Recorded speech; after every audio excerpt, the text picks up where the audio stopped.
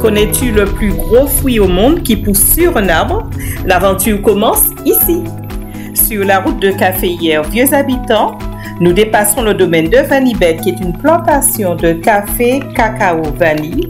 Puis, à environ 500 mètres, un arbre majestueux s'élève, c'est le jacquier.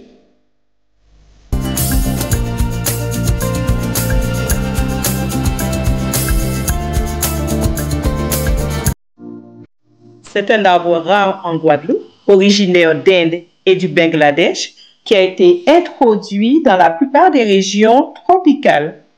Son fruit est intriguant, aux proportions extraordinaires, qui attire les regards et éveille la curiosité.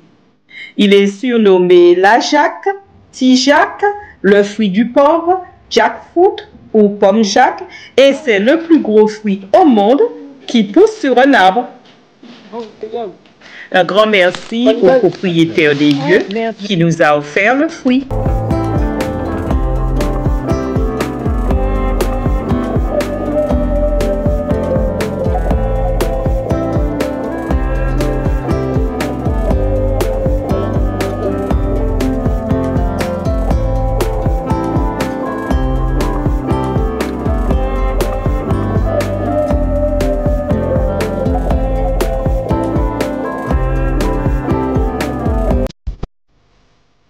Si tu arrives pour la première fois sur la chaîne, je te souhaite la bienvenue. Je m'appelle Marilyn, je fais du lifestyle et de la cuisine. Donc, si le programme te plaît, abonne-toi et surtout n'hésite pas à liker et partager la vidéo.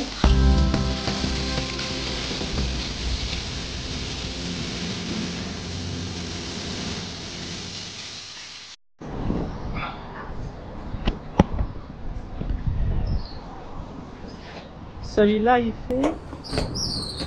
Ah, c'est lourd. On dirait qu'il fait 30 kilos. Refait.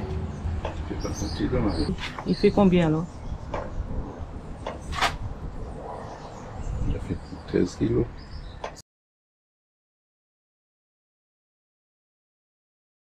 Tu l'as coupé. Tiens. Alors, il faut le couper dans le sens de la longueur. Il faut enduire son couteau d'huile.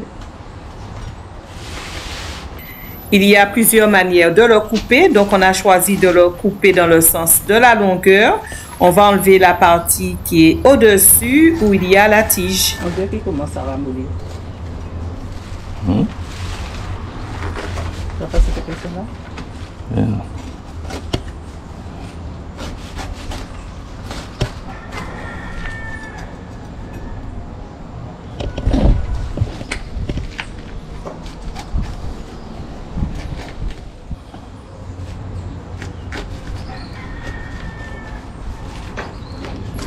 L'affaire n'est pas si simple que cela.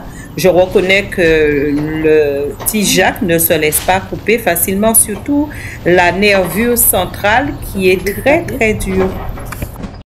Il y a un latex qui s'écoule du fruit, si bien qu'il faut enduire son couteau et ses gants d'huile. Je ne sais pas pourquoi on dit de lui que c'est le cousin du fruit à pain, peut-être par sa couleur, mais la peau n'est pas pareille. Ce fruit pousse sur le tronc de l'arbre, il a une forme, il a des dimensions différentes du fruit à pain, et quand on ouvre l'intérieur, c'est pas du tout pareil.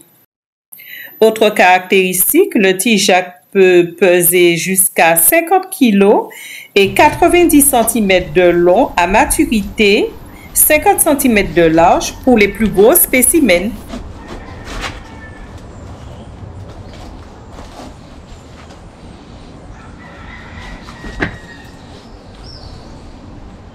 Il faut une force d'homme alors pour ouvrir. Parce que ça m'a l'air assez pénible, hein? Non? Ouais, c'est pas pénible. Pour mon époux, ce n'est pas très pénible de couper ce fruit, mais La difficulté réside dans la partie la plus dure qui est la nervure centrale et c'est pour moi une épreuve de force.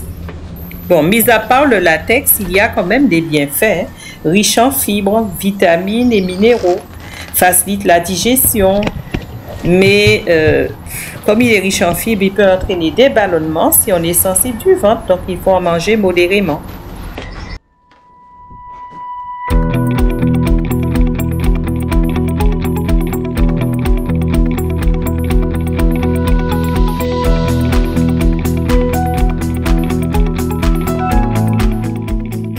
Enfin, c'est ouvert. On aperçoit le latex blanc, très collant. De chaque côté, on voit les graines qui sont comestibles, qui se consomment comme des châtaignes rôties au four, avec une forte teneur en amidon, vitamine B1 et vitamine B2. On aperçoit la nervure centrale qui est quand même assez solide pour soutenir le fruit sur le tronc de l'arbre.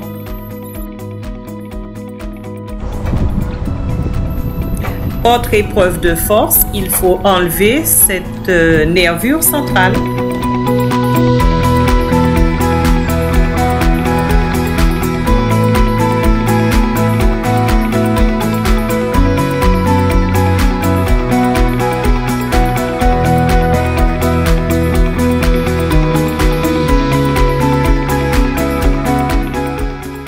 Même la peau du petit Jacques est particulière. Alors, il y a des petits cônes sur le dessus.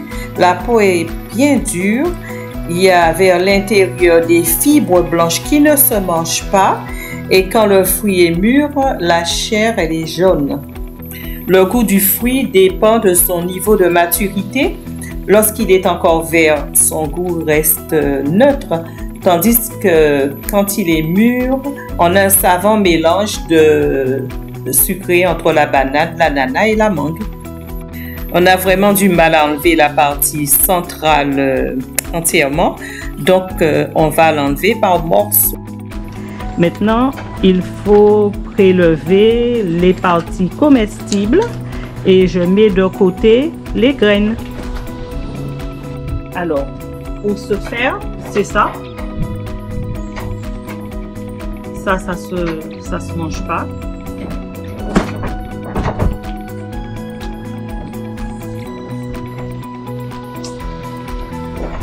Et j'ouvre. J'enlève la graine et là c'est la partie qui se mange et les graines elles seront grillées. Alors, je jette tout ça.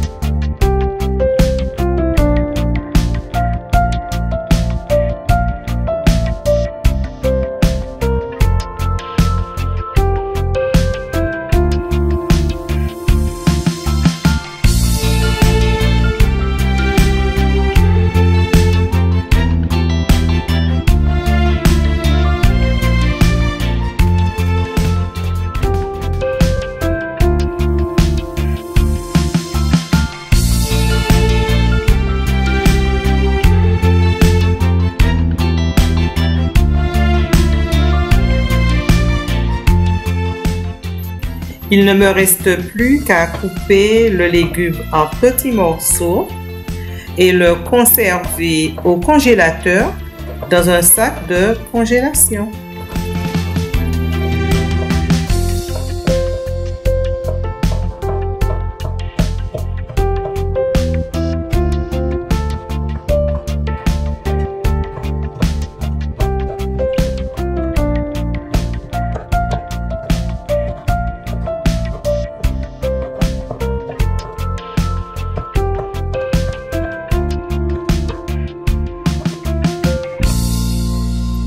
Il est temps maintenant de préparer mon repas, le Tijac au lard.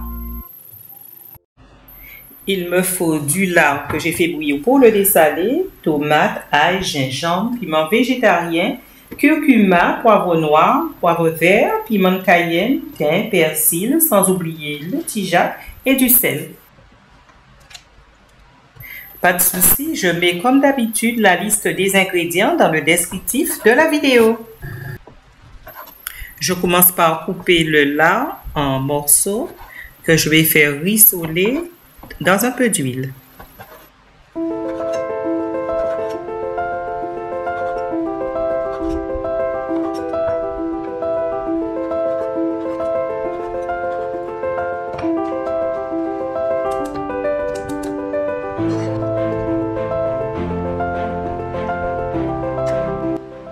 Pendant que l'huile chauffe, je gagne du temps en coupant les tomates, le piment végétarien ainsi que l'oignon.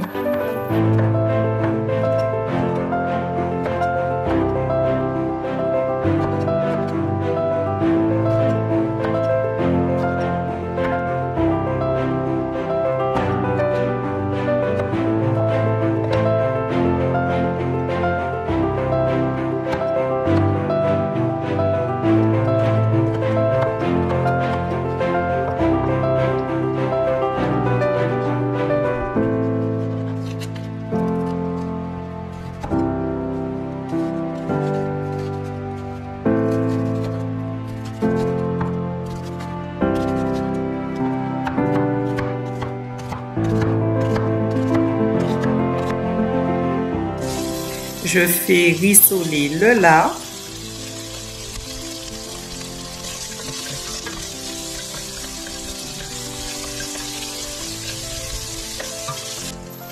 J'ajoute l'oignon haché.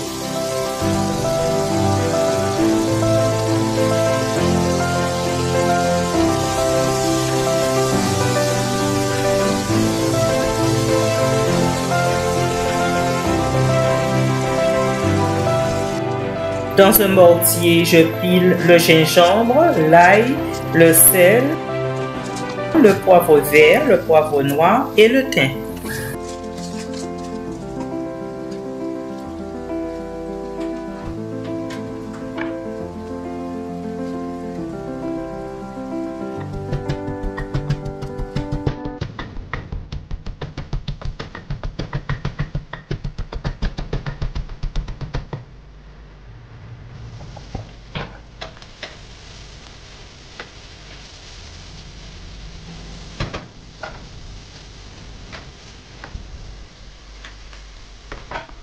C'est le tour de la tomate et du piment végétarien qui viennent rejoindre le mélange. On laisse bien compoter.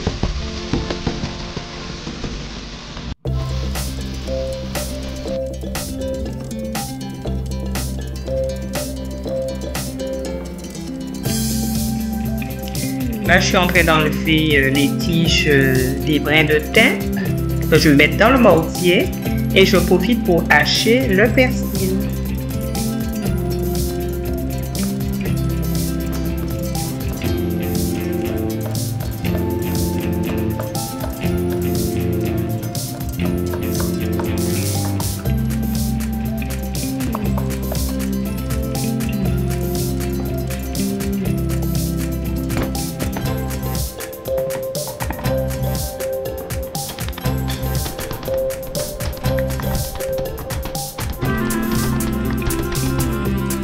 On ajoute dans la casserole le mélange épices condiments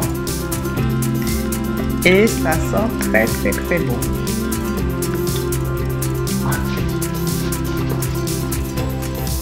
C'est le moment de mettre le Tijac. Bien mélanger. Je vais ajouter un peu d'eau pour éviter que ça colle, mais vraiment très peu d'eau. Il faut baisser le feu pour que ça cuise bien. Une cuillerée à café de curcuma. Et on laisse cuire.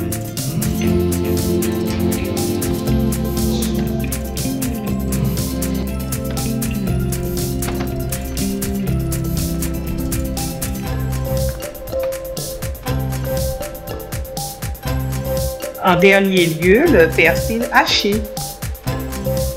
Il faut compter une bonne demi-heure de cuisson et c'est prêt. Je sers ce plat avec du riz jonjon, qui est un riz haïtien, et des crevettes. Et comme je te l'ai dit, le Tijac a un goût assez neutre. Donc là, il a pris le goût de toutes les épices qu'on a ajoutées, mais l'ensemble est vraiment, vraiment délicieux. Alors, si tu as aimé cette vidéo, like, partage, et moi, je te dis à bientôt dans une autre vidéo.